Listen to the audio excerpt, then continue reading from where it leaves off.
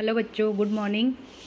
पाठ भारती वसंत गीति के बचे हुए दोनों श्लोक भी हमने कल पढ़ लिए थे, ठीक है ना। आज हम इसके प्रश्न उत्तर करेंगे। अच्छा, शब्दार्थ आपने कर ही लिए होंगे। तो अभ्यास के प्रश्न में देखिए, पहला प्रश्न है अद्योलिखितानां प्रश्नानां उत्तराणि संस्कृत भाषाया लिखत, ठीक है ना। तो इसका हिंदी में भी अनुवाद दिया हुआ है, आपको केवल संस्कृत के ही लिखने हैं। निम्नलिखित प्रश्नों के उत्तर संस्कृत भाषा में लिखिए। पहला प्रश्न है कवि वीणा पाणिम किम कथयति। कवि जो है वीणा पाणी से क्या कह रहा है। तो इसका उत्तर ये रहा, क वाला उत्तर इसके ये रही। कवि वीणा पाणी नवीनाम वीणाम निनादयितुम कथयति, ठीक है। पहले वाला कवि वीणा पाणी किम कथयति, कवि वीणा पाणी नवीनाम वीणाम निनादयितुम कथयति। फिर दूसरा प्रश्न है ख वाला वसंते किम भवति। कौन सा प्रश्न है? ख वाला वसंते किम भवति। तो इसका उत्तर है वसंते सरसाः रसालाः लसन्ति काकलीनां कलापा च विलसन्ति, ठीक है। ये वाला ख का उत्तर है। कंफ्यूज नहीं होना है बिल्कुल भी। क का उत्तर ये रहा, ख का ये, और संस्कृत में ही उत्तर देने हैं। तीसरा है सरस्वत्याः वीणां श्रुत्वा किं परिवर्तनं भवतु इति कवेः इच्छां लिखत। तो इसका उत्तर है सरस्वत्याः वीणां श्रुत्वा लतानां शान्तिशीलं सुमं चलेत नदीनां कान्तसलिलं च सलिलं उच्छलेत, ठीक है ना। तीसरा प्रश्न है ग वाला सरस्वत्या वीणां श्रुत्वा किं परिवर्तनं भवतु इति कवे इच्छां लिखत। तो इसका उत्तर है सरस्वत्याः वीणां श्रुत्वा लतानां शान्तिशीलं सुमं चलेत नदीनां कान्तसलिलं च सलिलं उच्छलेत, ठीक है। फिर ग वाला प्रश्न है कविः भगवती भारतीय कस्या नद्याः तटे मधुमाधवीनां नतां पंक्तिम अवलोक्य वीणां वादयितुं कथयति, ठीक है। पांचवा प्रश्न ये रहा, इसका उत्तर ये रहा।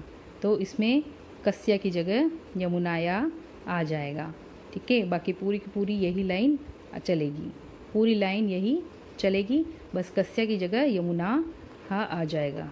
कवि भगवतीं भारती यमुनायाः नद्याः तटे मधुमाधवीनां नतां पंक्तिम अवलोक्य वीणां वादयितुं कथयति, ठीक है।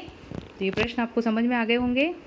पहले ही प्रश्न है और इनको संस्कृत भाषा में लिखना है और इनके उत्तर भी संस्कृत भाषा में ही लिखने हैं।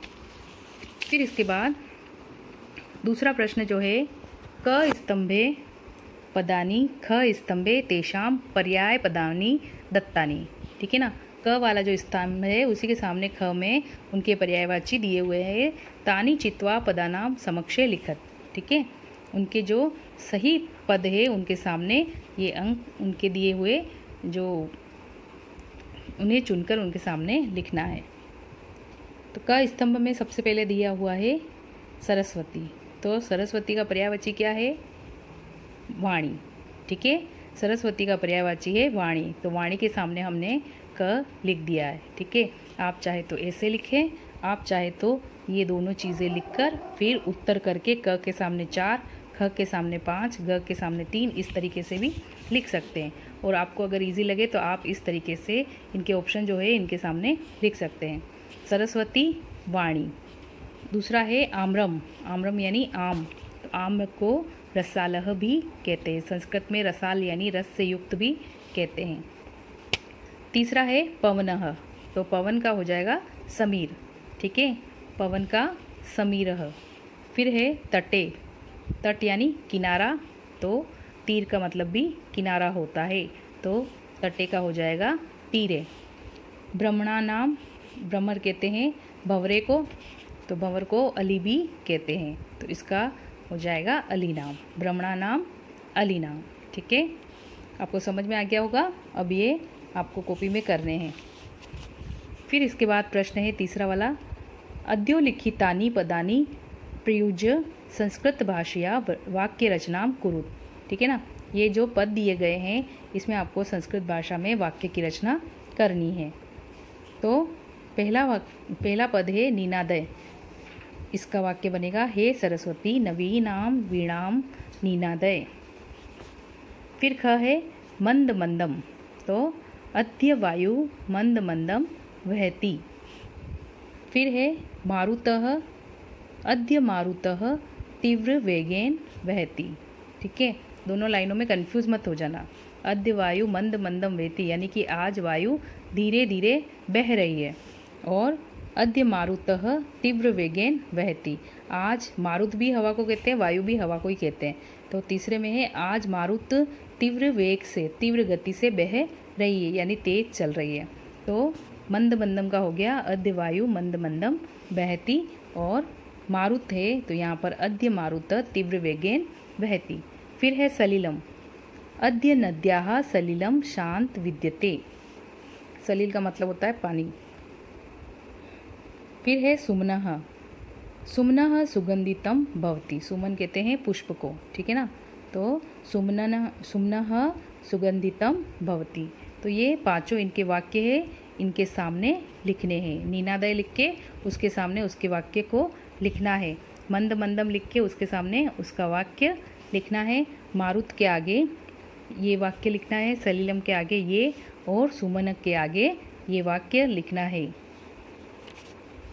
फिर है प्रथम श्लोकस्य आशयम हिंदी भाषया आंग्ल भाषया वा लिखत। ठीक है ना, जो पहला वाला श्लोक है उसका जो भावार्थ है, उसका आशय जो है वो हिंदी या अंग्रेजी भाषा में लिखना है। तो हम हिंदी भाषा में ही लिख लेते हैं। तो पहला वाला जो श्लोक है, श्लोक देख लेते हैं एक बार। नीनादय नवीनामय वाणी वीणाम मृदुम गाय गीतिम ललित नीति लीनाम मधुर मंजरी पिंजरी भूतमालाः वसंते लसंतिः सरसा रसाला कलापा ललित कोकिला काकिली नाम नीनादय। ठीक है, तो इसका भावार्थ है वसंत ऋतु में कोयल, आम के वृक्ष आदि सारी प्रकृति नवीन उल्लास से परिपूर्ण है। अतः हे सरस्वती माता, तुम नया और मधुर गीत गाओ, साथ ही नवीन वीणा को बजाओ। ठीक है, ये इसका आशय हो गया है, इसका भावार्थ हो गया है कि इस पूरे श्लोक में उस पूरे श्लोक का भाव क्या है वो इसमें दिया गया है। ठीक है, आपको समझ में आ गया? तो अब आप ये कॉपी में कर लीजिए, कंफ्यूज बिल्कुल भी नहीं होना है। फिर पांचवा प्रश्न है अधोलिखित पदानाम विलोम पदानी लिखित। ठीक है ना, विलोम शब्द लिखने हैं। कठोर, कठोरम, तो कठोर का होता है मृदु। ठीक है, तो कठोरम का हो गया मृदुम। कटु, कटु का मधुर। कटु यानी कड़वा और मधुर यानी मीठा। यहाँ पे मृदुम है, इसका मतलब कोमल होता है। ठीक है, कठोर यानी कड़ा और मृदु यानी कोमल। कटु कड़वा, मधुर यानी मीठा। शीघ्रम यानी जल्दी जल्दी, और मंद मंदम यानी धीरे धीरे। प्राचीनतम, ठीक है, यानी पुराना, और नवीनतम यानी नया। नीरसः, तो यहाँ से नी हट जाएगा, उसके आगे स लग जाएगा तो ये बन जाएगा सरस। नीरस यानी बिना रस वाला, और सरस यानी रस से युक्त। ठीक है, तो ये आपके प्रश्न उत्तर मैंने बता दिए हैं और आपको कॉपी में करने हैं। ठीक है, फिर यहाँ पे एक परियोजना कार्य भी दिया गया है। पाठेस्मिन् वीणाया चर्चा अस्ति अन्येषां पंचवाद्ययंत्राणां चित्र रचयित्वा संकलव्य वा तेषां नामानि लिखत। ठीक है, अब चित्रों का संकलन तो कोई बात नहीं करना है, लेकिन आप यहाँ से देख 5 वाद्य यंत्रों के नाम लिख लीजिए। वीणा के अतिरिक्त 5 वाद्य यंत्रों के नाम। पहला है ढोल, तो ढोल को और क्या कहते हैं? पटह और ढक्का। फिर है तबला, तो तबलह। हारमोनियम, तो इसको क्या कहते हैं संस्कृत में? मधुर ध्वनि कम। फिर है मंजीरा, तो इसको संस्कृत में कहते हैं मंजूरम। ढोलक, ढोलक को कहते हैं लघु पट।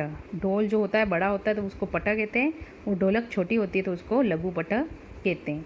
ठीक है बच्चों, तो ये आपका होमवर्क मैंने समझा दिया है और आप ये अच्छे से अपनी कॉपी में कर लीजिए। ठीक है, अगली कक्षा में हम नेक्स्ट पार्ट पढ़ेंगे।